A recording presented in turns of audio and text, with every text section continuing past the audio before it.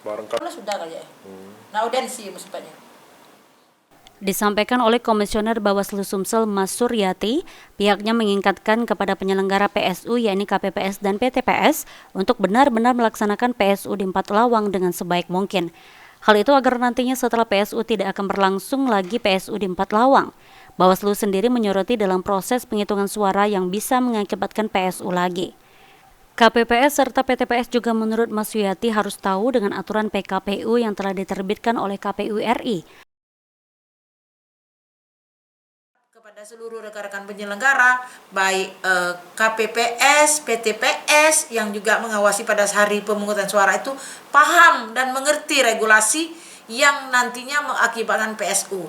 Jadi benar-benar strength pada saat proses pemungutan suara. Data pemilihnya harus valid dan pada proses penggunaan hak pilih juga harus mengikuti aturan atau PKPU yang sudah diterbitkan oleh KPU Republik Indonesia.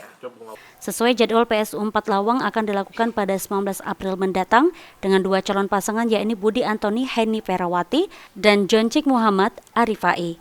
Tim Liputan PAL TV.